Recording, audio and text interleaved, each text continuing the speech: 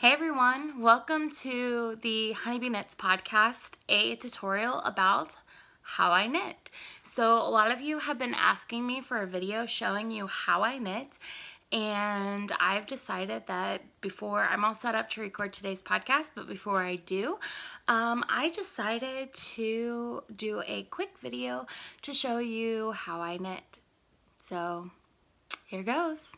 Okay, so as you can see, I am working on my Cozy Memories blanket, and I'm actually working a wrong side row. So basically what that means is when I get to these middle 4 stitches right here, I'll be decreasing, so just keep that in mind as you're watching me knit.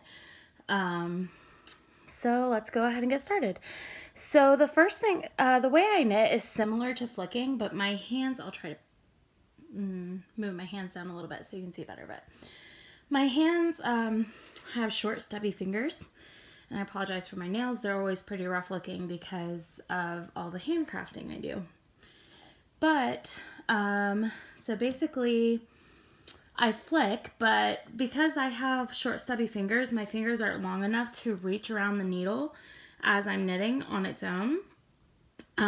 So I use my middle finger to assist my pointer finger in the knitting process. So the first thing that I do is I wrap my yarn around my pointer finger, and this is how I tension my yarn. So then I wrap it around, and I just I start going over the yarn, under the yarn, and back over. So it's like this.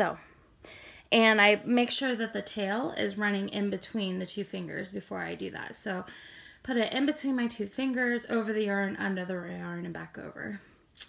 And that is how I tension.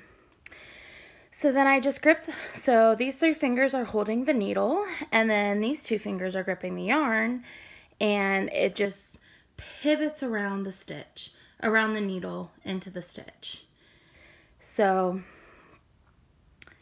it's a very simple movement. It doesn't cause a lot of wrist pain, more so than continental knitting, not as much as how I used to knit, which is by throwing like this, which I think most people that are going to use this technique, this is probably how you knit now. So basically I call this a modified flick, mainly because I don't know what the correct term for it is. So I just watched some YouTube videos to kind of teach me how to do it, and it's pretty simple. And then once you get the hang of it, I'm looking through the camera, so I'm missing my stitches, you can speed it up. So here's my decreases.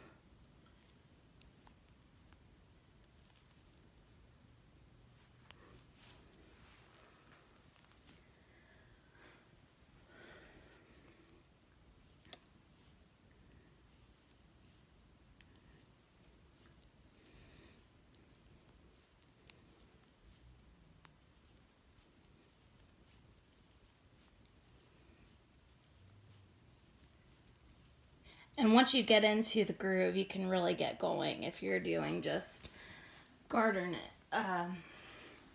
stocking or garter stitch, where you just knit, knit, knit.